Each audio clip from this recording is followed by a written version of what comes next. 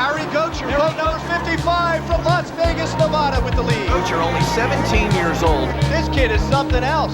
Gocher acts like he's running his own race today, like he doesn't know there's anybody out there.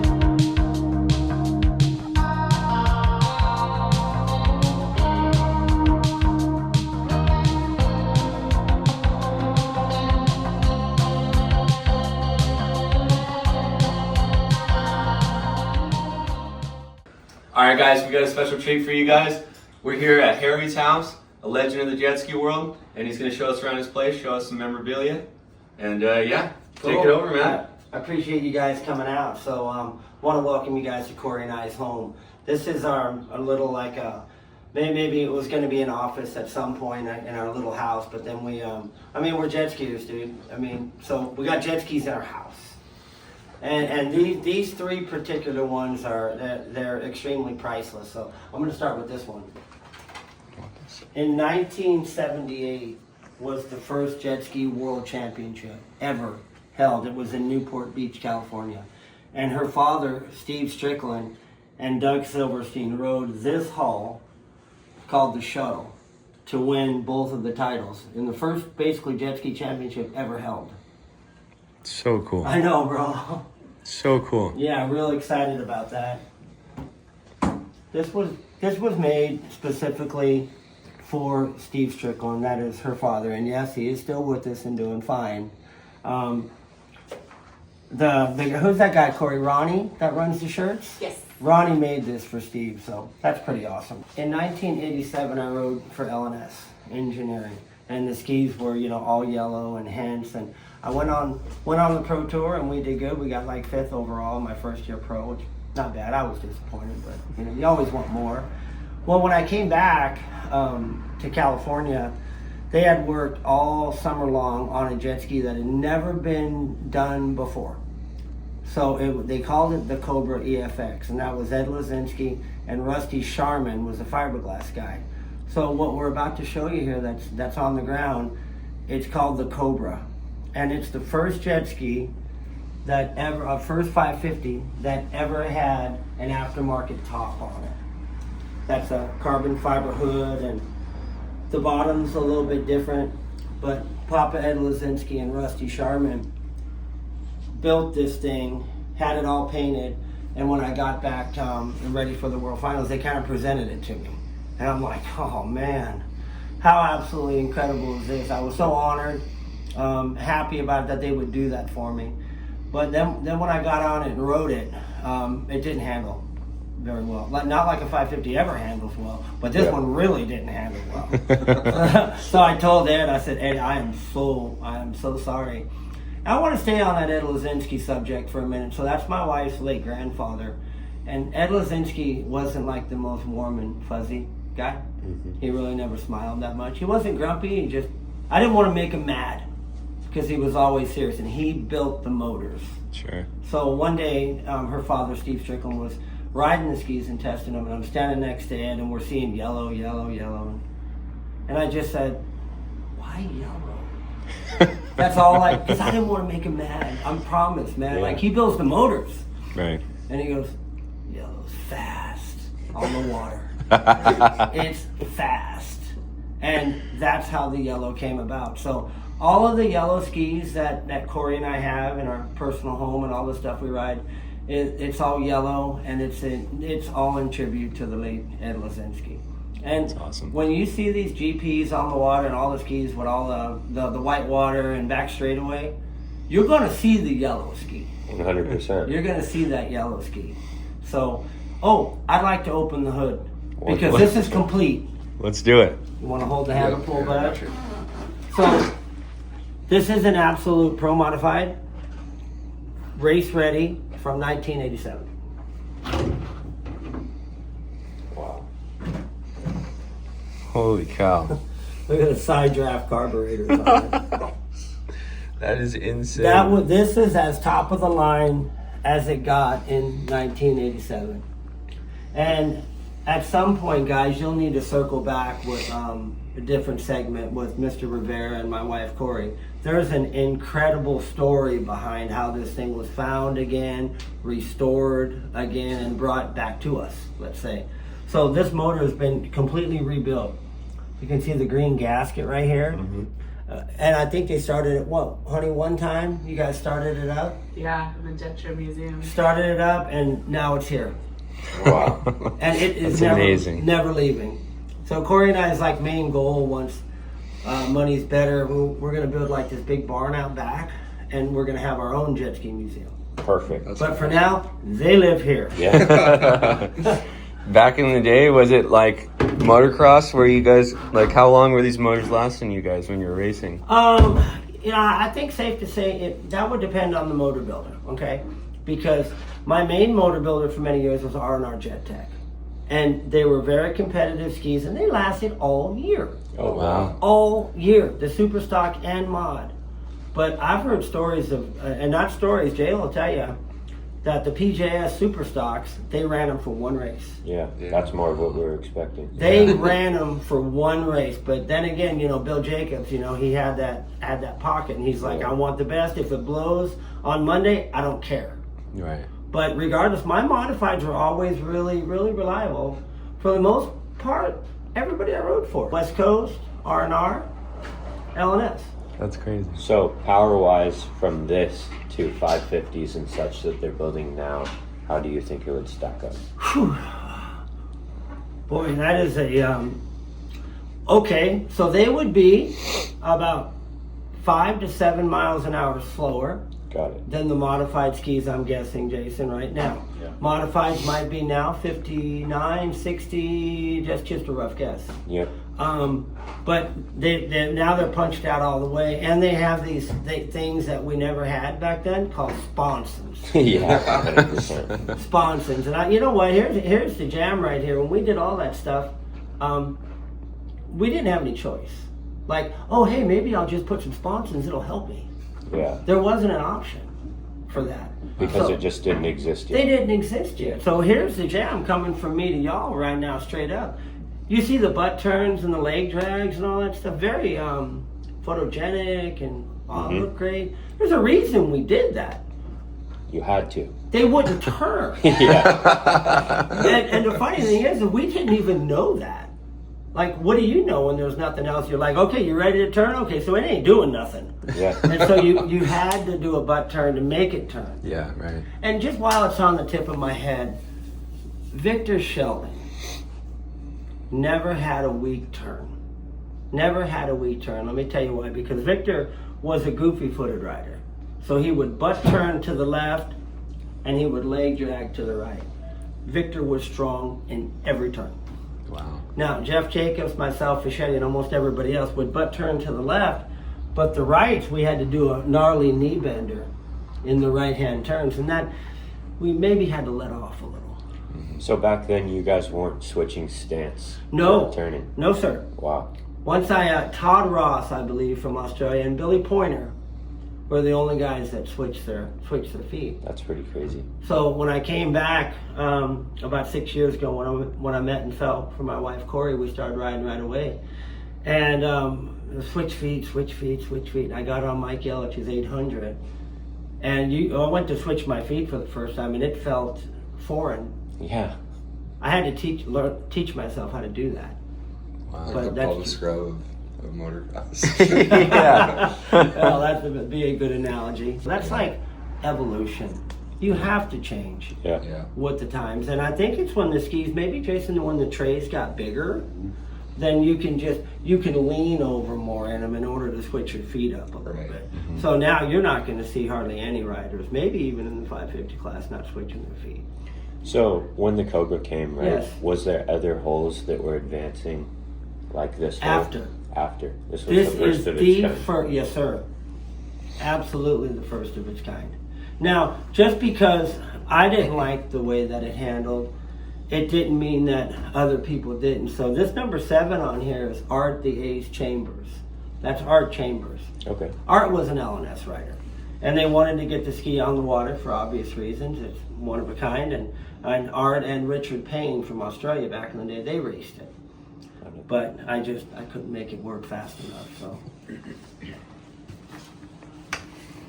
All right, tell us what's So, going on here. I sure will. So this is basically a collage, and L&S Engineering was out of Downey, California. This is an incredible picture of her father, Steve Strickland, and quite ironically, this Team Swollen that he's wearing, that's a man by the name of, man, help me with that, I'm choking up.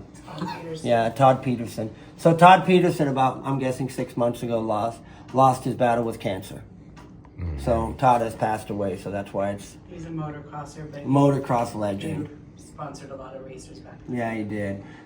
This is an actual. Any way you can zoom in on that? Okay. This is the motor. This is the ski. And this ad was done in like 1987 or 88. And I'm so proud to say this ski sits right here in our house. This is her father right there, Steve Strickland. These are some of the L&S boats back at the Nautical Inn, back when you guys saw videos when it used to be just incredible. Mm-hmm. Yeah. This is the late Ed Lazinski. He was the genius motor builder behind all the L&S skis. This is an incredible write-up on Steve Strickland. And also, Mama Linda Strickland is quite the icon as well. They did a lot of stuff for Hollywood, filming when jet skis first wanted to get into the films, or they wanted jet skis. They would call stream. What was he in, honey? Police Academy. They were both in Police Academy 3. Dad did Charles Bronson assassination. Forget. There was a handful of movies they did stunt double work. So check this out.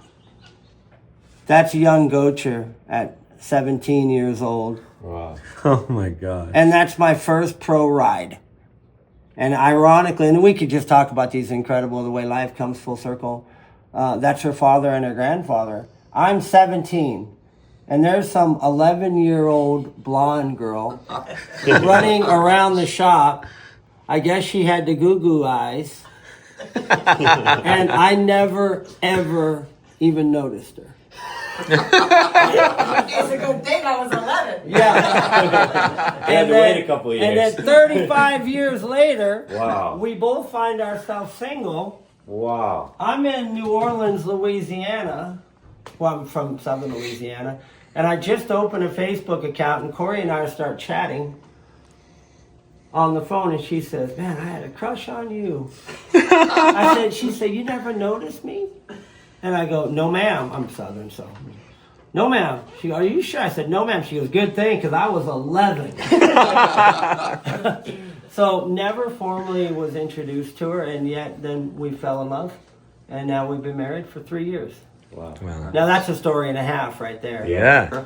I got something on the L&S side of the things that you guys will dig this. So in 1986, we were going to the World Champion. It was at Rotary. You remember that one year? It was a long time ago, Jason. It was at Rotary. And my stepfather is Bill Gocher. He was operating engineer, and he saw talent in me. And he started putting some money into the skis. And then he sat me down at the table. We were loaded up for the World Finals, and he said, he was Oklahoma, "Harry boy, come here." And I was like, "Come, I get in trouble." You know, it was serious, but I was a good boy. And he says, "Now you have talent there, and them are jet skis." It's his way he talked. And it's an awesome story. And he goes, "So I'm taking you to these here World Finals. But after that, you're on your own. I'm not a rich man." And I said, "Yes, sir." And we entered 6 events, 3 slalom, 3 closed course. And in that day, I won 5. So that's 5 world titles. And I would have had that modified, but that Jeff Jacobs guy. That Jeff Jacobs guy, he's always been a big pain in my side. So we're loading the skis up, and we're pushing them. And I just remember this man with the beard and the hat walked up to me, and he says, "Well, you had a good weekend, Harry." And I said, "Yes, sir, I think." And he goes, "My name is Ed Lazinski, and I'd like to offer you a pro ride." Wow. And I go, "Hey, Bill, I don't think you got to pay for nothing anymore." That's how that happened. How long had you been riding jet skis at that point? 14. Started 14. Expert at 15, turned pro at 17. Wow, so it all happened pretty fast for you. Pretty fast. And so I was raised in Las Vegas, Nevada. So we practiced on Lake Mead. And we had a huge contingent back in that day. It was myself, Bad Burke, Jimmy Gibbons, David Gordon. We all trained in Lake Havasu. We lived there. Yeah. That was our body beach back then. Lake Mead. I said Havasu. Havasu's in my blood now, baby. I drank it. You guys want to take a look at this beauty? Yeah, absolutely. Ba-ba. Look at this thing. This is crazy. What's the story behind the paint on this thing? You're about to get it. You're about to get the whole deal. I rode for LNS 1 year. And then I can't remember why. I think Dad and Ed got into it or something. I don't know. It's none of my business. And I went to R&R Jet Tech out of Florida, Ray and Robert Basha. And the first year I was on green skis, and I took such good care of them that the next year, in 1989, my 550s this is a replica of my 550s back in 1989. And originally the paint, all these stripes went up and under the whole ski. Can you imagine that paint job? Wow. So we have a dear friend of ours, his name is Mark Bove. He owns a Pasta Corporation. Good friend of ours, supporter, calls me one day. And this is a tribute to myself from Mark. It's a gift from Mark. And he said, Harry, I don't know how you can do it, but if you want to replicate it, what I want is you to replicate it into an X2. And I said, man, have you lost your mind? No, true. Everything's, and I go, well, the sticker kit won't wrap, underneath. And he goes, I ain't saying nothing about sticker kits. I said, paint? You want the whole thing in paint? And he goes, Harry, I've worked hard my whole life. This is what I want. Can you help me do it? I said, yes, sir. So this was a 2-year project painted by Don Serrano, famous helmet painter, and built by Monty Hughes of Monster Watercraft. Monty lives here. Okay. I'm going to open the hood on this deal. And I told Mark, I said, look, the hull's almost done. They're getting the motor together. I said, what do you want to do on the inside? And he goes, what do you mean? And I go, the bling factor. What do you want as far as the bling? He goes, bling 10. Oh, I boy. go, bling 10 costs. Yeah. He goes, what part of I don't care do you not understand? So it's a limited 650, so it's not a full mod, but what you're about to see is an absolute work of art. It's awesome. It's a work of art.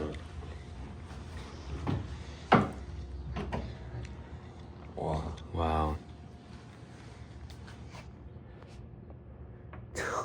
Monty Hughes. That is insane. Oh, dude. Monty Hughes worked a year and a half on ordering every single part, had everything polished that he could.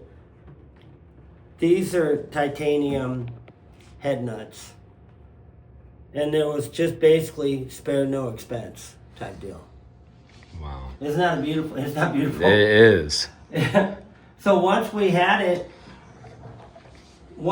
all completed, and we did a photo shoot on it, and revealed it to the world, and kind of modified the story a little bit. I said, okay, Mark, so it's finished. And he goes, well, what do you want to do with it? I said, well, you want me to ship it to Vermont? It's yours. And he goes, no, what do you want to do with it? And I go, I want it to sit in my living room for the rest of its life and look at it. And he goes, done. Wow. So the motor's been broke in. It's got 3/4 of a tank through it. Everything's brand new. And now she sits. Wow. As it should. As it should. Yeah. It's a work of art, like you said. Yeah, I think so too. So that's about all the 3 skis that we had in here. I want to pay tribute to Frank Walsh and his amazing staff at Jet Trim, okay? Because once the hull was done, I brought the ski over to them and they started picking colors. And Frank gets to looking at it, he goes, blue, blue, blue. If you've ever met Frank Walsh, you think Fachetti's wide open. I mean, Frank Walsh boogies, bro. Like, he boogies. Huh? And he goes, blue, blue. I'll be right back. And he takes off and he goes up into the rafters of jet trim, and he comes back with this blue material. And he lays it on the ground. He tape measures it. He goes, "This is the last Naugahyde that Gary Hart ever had." Gary Hart is who started jet trim. "This is the last Naugahyde ever." I said, "You'll have enough?" He goes, "We'll have just enough." Yeah, a lot of good history here. What is Naugahyde, you said? What is I have that? no idea. I have no idea. Well, so go ahead, put your hands on this just real fast. It's very abrasive. Wow. Yeah, Okay. it is. It's not, I was expecting it to be smooth like No leather. way. So Gary started with Naugahyde on the bottom decks. That's how the whole deal started, to grip your feet. And then Gary started wrapping the sides of the 550s with the Naugahyde. In the summer, Jason knows. In the summertime, that Naugahyde, dude, that Naugahyde would bleed you. So I remember just pulling socks up and taping stuff, so it didn't burn you. But it's a durable deal, and I'm sure he's gotten away from that on the sides, but. That's all I know about the Naugahyde. This is in 1987. I always know what year it was because the color of the skis changed every year. So I can look at a color and know, what it is. Mm-hmm. The neat part about this photo is they had the ramp jump at the World Jet Ski Finals for a few years. And, yeah, we've heard about it. Yeah. And if you notice, there's no intake grate on that ski.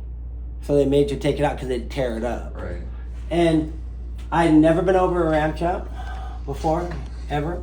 Fischetti, Ripper, and all those guys, they did it in Florida, but I was too young to go to Florida. So, man, I get chosen for the ramp jump, and I am just freaking young. No, no brains. I'm going to show them, I'm going to do it, I'm going to blast it. Oh, I had it in my mind, brother, man. From the shore, the ramp jump, it don't look that big. So, man, I get way back. Boy, I'm looking up, whoa, it's getting bigger and bigger and bigger and bigger and bigger and bigger. And I'm like looking up at the sky. And true story, I got scared. And I'm like, let off off and I went plop. On the other side. And after that, I did fine after that. But that thing's a little bigger than you think. How long were they having the ramps out there for? When did that? Not long. They did it in like 87, 88, and 89. And did they have guys come out that just hit the ramps, not racing, or just the races? You had to be chosen for that. Wow. So it was all the pro riders, and it was the select riders, maybe top 10, okay. Something like that. That's crazy. Yeah, I was scared to death.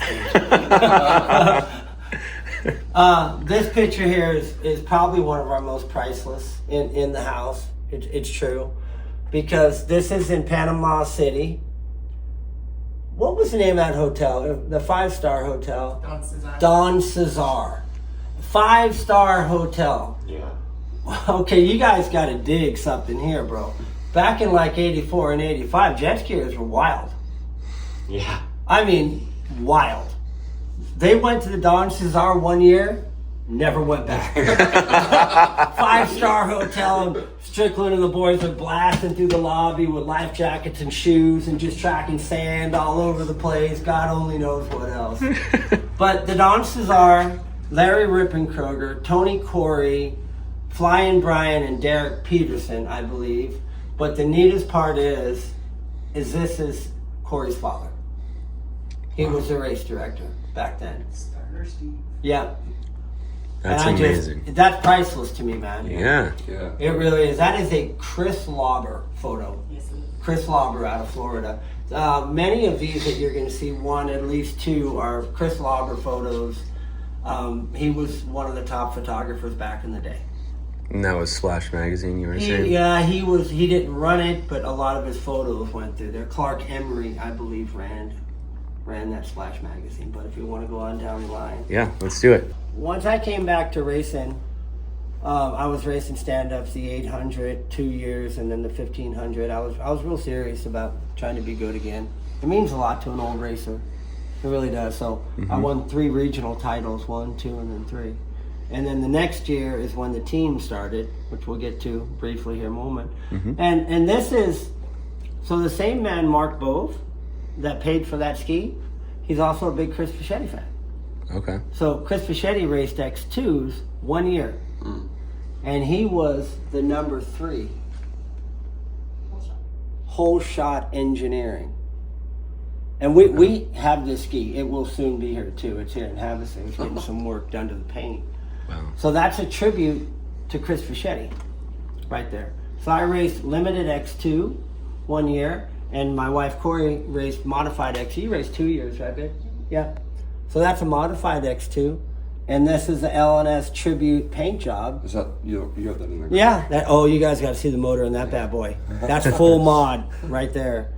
But we had kind of captured this moment. We came off the track together, and I kind of go, you know what? I don't know if we're ever going to race again together, honey. I said, let's take a photo. And it's one of our prize photos. So cool. Awesome. You know, I mean, I'm 54 and she was, 48, at the time. And we're still out there riding jet skis and racing together, man. That's what's up. Yeah, that's what it's Hey, about. and we are far from done. Yeah. We are far from done. Well, how could you? I mean, it's in your blood I'd at this say- point. And now we live in Lake Havasu. That's why we moved here, man. Body Beach is 4 miles away. Are you kidding? There's no way to stay away from it. There's something with this photo here is when I started on that 800, I had to learn a lot. I had to drop a bunch of weight, and I had to get the right motor in there.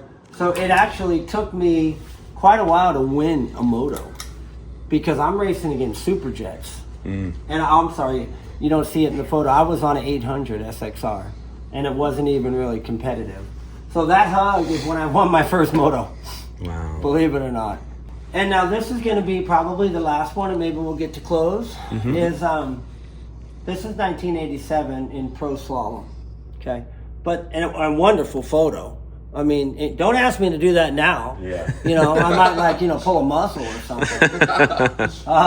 But look, it didn't work, dude. I mean, you had to do that. That's you making it turn right there. That's no why. sponsors. It's not like we did it, bro. Like, oh, this is gonna just look great. We did it because we had to do it. Yeah. But Splash magazine was the second big magazine to come out. And what I'm real proud of about this is they put it on the cover of their 1 of 1.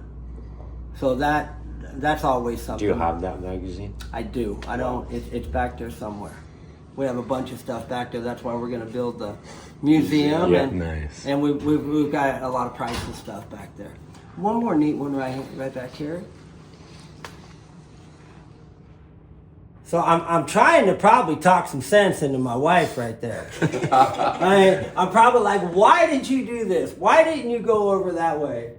But this is after one of our motos right there, and I'm sure I'm just trying to give her some guidance on that.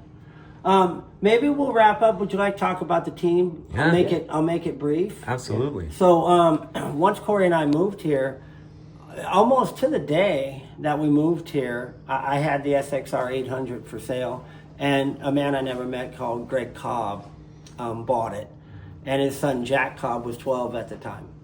So it's not like it started off. It was just us riding and playing at Body Beach and giving the kid a few pointers, but he was a natural. And then there was another family came in, the Sarivas, and it was just us. We were just enjoying jet skiing, man. It's not like we wrote it all down and said, we're going to do this. And then Dwayne Tucker of VSS is one of my oldest supporters for Cori and I. And he calls me before the first race, and he goes, "Hey, I see you're riding with the kids like a little team." And I go, "Yeah, I guess it is, huh? I didn't really plan this out or anything." And he goes, "How are you gonna get those skis to the races?" And I go, "I don't know. Trailers, how do you think I'm gonna get them there, dude?" And he goes, "You ever see that big race trailer I had out in the back?" And I go, "Yeah, I saw it." And he goes, "If you want it, come get it." Now Team Gocher Racing started. Wow. And that is a $25,000 fully decked, 27 feet, something like that, honey. Beautiful trailer. So we went through the first season, had a good time with it, and then we started to expand. Jack started getting faster. And once this deal started, guys, we have so many good people on this, and that's what this thing is all about here. We have good folks here. We have Brian, there's so many to even name. So Brian's our primary motor builder. We have Rachel Hankins, who does our photography, our cinematography. John and Carrie Ranke do all of our stickers, layout. Jeremy and Michelle Mashad, they just help out in so many ways. So it's one of those, like, if you get on Team Gocher, which I don't really know what the future holds, it's going to go. I don't know if we want it to get any bigger because there's a lot to manage even right now. You know, there's a lot that comes with that. You know, you're going to get, you know, good mechanics and photography. But we're having a blast doing it. It can get a little nerve-wracking, to be honest with you, at times. But kids are doing good, and we're still having a blast. Harry Gocher back here in our garage, and we want to showcase my wife Cori Strickland's one-off incredible jet ski. And the story behind it is the yellow L&S was the color that we ran. And Lazinski and Strickland, that's her late grandfather who built the motors, and Strickland is her father, who is still with us and doing just fine. So when we did this, that's why it says in loving memory of Papa Ed Lazinski. The ski was built by painted by Don Serrano, and all the motor work is done by Monty Hughes of Monster Watercraft. Monty's an awesome mechanic. He lives here in Havasu, and he hand built this thing. And when you see how tight it is in here, I won't even change a spark plug in it. How he gets all this stuff in here. And a 1 and a 2. Oh my gosh. Wow, look at that. I'll give you a little lay of the land. This is Tim Tynan. This is his exhaust chamber. This is Jack Hallman of Belgium. Jack's here doing tech at the World Finals. Jack's a great guy. Is it AJ? AJ's Performance. And Jack absolutely sponsored this part. Wow. Okay? There's a lot of wax racing parts on this ski. That's Jared Martin, the hood latch assembly, I'm sure many others. There's some Blosian parts on here as well. But this ski just runs wonderfully. Thanks to Monty. Good thing I'm not working on it. The thing you never run. Look, we got Jason Rivera in the house. He's a vintage guy, modified. He's a mechanic. You know, you have to be a mechanic to have an open modified. You know, if one little thing goes wrong, they can fix it. If one little thing goes wrong on this, it's back to Mr. Monty. But it's taken him a long time because he had to come after, follow some other mechanics, let's say. But he has got this thing completely dialed in. This is a girdle head on it.